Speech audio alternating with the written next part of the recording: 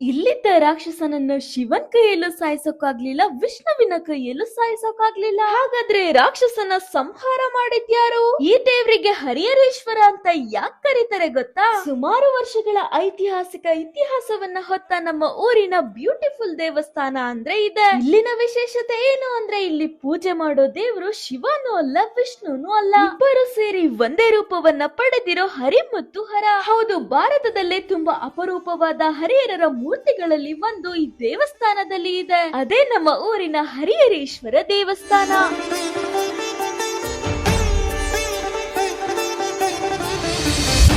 ಶತಮಾನಗಳ ಹಿಂದೆ ಜನರು ಈ ಊರನ್ನ ಮೊದಲು ಗುಹಾರಣ್ಯ ಅಂತ ಕರೀತಿದ್ರು. ಯಾಕೆ ಅಂತ ಗೊತ್ತಾ? ಈ ಊರಲ್ಲಿ ಗುಹಾಸುರ ಅನ್ನೋ ಬಲಿಷ್ಠವಾದ ರಾಕ್ಷಸ ಇದ್ದ.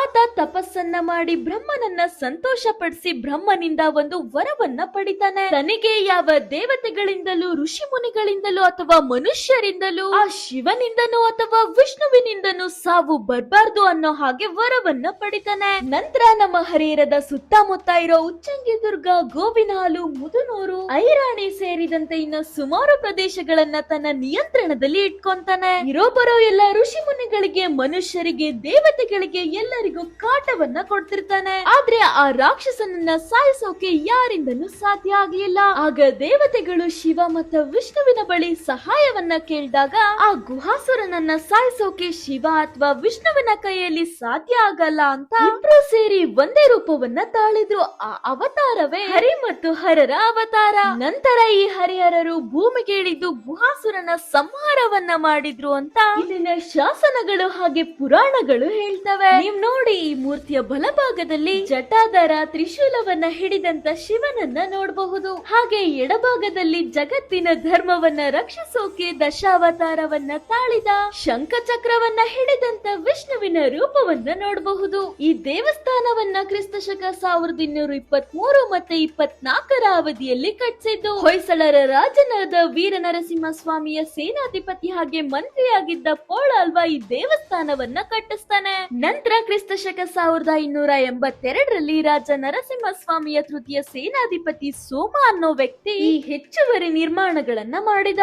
ಈ ದೇವಸ್ಥಾನಕ್ಕೆ ಏನಿಲ್ಲ ಅಂದ್ರೂ ಸುಮಾರು 800 ವರ್ಷಗಳ ಇತಿಹಾಸವಿದೆ. ನಮ್ಗೆ ಈ ಹೊಯ್ಸಳರ ದೇವಾಲಯ ಅಂದ್ರೆ ಮೊದಲು ನೆನಪಿಗೆ ಬರೋದೇ ಬೇಲೂರು ಮತ್ತೆ ಹಳೆಬೀಡು. ಅದೇ ರೀತಿ ಈ ದೇವಸ್ಥಾನ ಕೂಡ ಸೋಪ್ ಸ್ಟೋನ್ ಅಥವಾ ಕ್ಲೋರಿಟಿಕ್ ಸಿಸ್ಟ್ ಅನ್ನೋ ಕಲ್ಲಿನಿಂದ ನಿರ್ಮಾಣವಾಗಿದೆ. ಈ ದೇವಸ್ಥಾನದಲ್ಲಿ ಕಾಲಿಟ್ಟ ತಕ್ಷಣ ನಿಮ್ಗೆ ಕಣ್ಣಿಗೆ ಬೀಳೋದೇ ಈ ಕಂಬಗಳು. ಇದನ್ನೆಲ್ಲ ಲೇಟ್ ಅಂಡ್ ಪಿಲ್ಲರ್ಸ್ ಅಂತ ಕರೀತಾರೆ. ನೀವಿಲ್ಲಿರೋ ಕೆತ್ತನೆಗಳನ್ನ ನೋಡಿದ್ರೆ ಯಾವ್ದೋ ಮಷೀನ್ ಗಳನ್ನ ಯೂಸ್ ಮಾಡಿ ಮಾಡಿದರೇನೋ ಅನ್ಸುತ್ತೆ. ಆದ್ರೆ ಇದು 800 ವರ್ಷಗಳ ಹಳೆಯ ದೇವಸ್ಥಾನ. ಆಗ ಯಾವ ಯಂತ್ರಗಳು ಕೂಡ ಇರ್ಲಿಲ್ಲ, ಎಲ್ಲ ಶಿಲ್ಪಿಗಳೇ ಕೆತ್ತಿ ಮಾಡಿರೋಂತದ್ದು. ಇನ್ನೊಂದೇನಂದ್ರೆ ಇಲ್ಲಿ ಮೂಲವಾಗಿ ಕಟ್ಟಿಸಿದಂತ ಗೋಪುರ ಕಾಲಕ್ರಮೇಣ ನಶಿಸಿ ಹೋಗಿದೆ. ನೀವೀಗ ನೋಡ್ತಿರೋಂತ ಗೋಪುರನ ಇಟ್ಟಂಗಿ ಮತ್ತೆ ಸಿಮೆಂಟ್ ಗಳಿಂದ ಕಟ್ಟಿಸಲ್ಪಟ್ಟಿದೆ. ನೀವಿಲ್ಲಿಗೆ ಬಂದ್ರೆ ಕನ್ನಡ ಶಾಸನಗಳನ್ನ ಹಾಗೆ ವೀರಗಲ್ಲುಗಳನ್ನ ನೋಡಬಹುದು. ಹಾಗೆ ಇಲ್ಲಿ ದೇವಸ್ಥಾನದ ಹಿಂದೆ ಪಶ್ಚಿಮ ಘಟ್ಟದ ಚಿಕ್ಕಮಗಳೂರು ಹಾಗೆ ಶಿವಮೊಗ್ಗದಲ್ಲಿ ಹುಟ್ಟಿ ಎರಡೂ ಕೂಡ ಶಿವಮೊಗ್ಗದ ಕಡಲಲ್ಲಿ ಒಂದಾಗಿ ತುಂಗಭದ್ರಾ ಅನ್ನೋ ಹೆಸರಿನಿಂದ ಹರಿತಾ ಇರೋ ನದಿ ಕೂಡ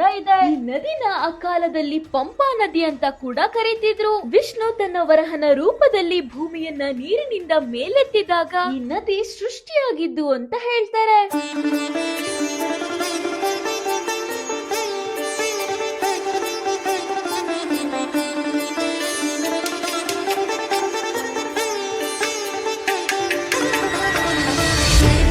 ಹಾಗೆ ಇಲ್ಲಿ ವರ್ಷಕ್ಕೊಮ್ಮೆ ಅದ್ದೂರಿಯಾಗಿ ನಡೆಯುವಂತ ರಥೋತ್ಸವಕ್ಕೆ ಲಕ್ಷಾಂತರ ಜನ ಸೇರ್ತಾರೆ. ನೀವು ಕೂಡ ಹರಿಹರಕ್ಕೆ ಬಂದ್ರೆ ಈ ದೇವಸ್ಥಾನವನ್ನ ವಿಸಿಟ್ ಮಾಡೋದ್ ಮರಿಬೇಡಿ. ನೀವಿಷ್ಟೊತ್ತು ನೋಡಿದಂತ ವಿಡಿಯೋನ ಶೂಟ್ ಮಾಡಿದ್ದು ಡಿ ಕ್ರಿಯೇಟಿವ್ ಅನ್ನೋ ಪೇಜ್ ಅವರು. ನೀವು ಕೂಡ ನಿಮ್ಮ ಸ್ಪೆಷಲ್ ಈವೆಂಟ್ಸ್ ಗಳಿಗೆ ಹಾಗೆ ಪ್ರೀ ವೆಡ್ಡಿಂಗ್ ಶೂಟ್ಸ್ ಗಳಿಗೆ ಕೆಳಗಡೆ ಕೊಟ್ಟಿರೋ ನಂಬರ್ ಗೆ ಕಾಂಟ್ಯಾಕ್ಟ್ ಮಾಡಿ. ಹಾಗೆ ಈ ವಿಡಿಯೋಗೆ ಲೈಕ್ ಮಾಡಿ, ಶೇರ್ ಮಾಡಿ, ಕಮೆಂಟ್ ಮಾಡಿ, ಸಬ್ಸ್ಕ್ರೈಬ್ ಮಾಡೋದ್ನ ಮರಿಬೇಡಿ.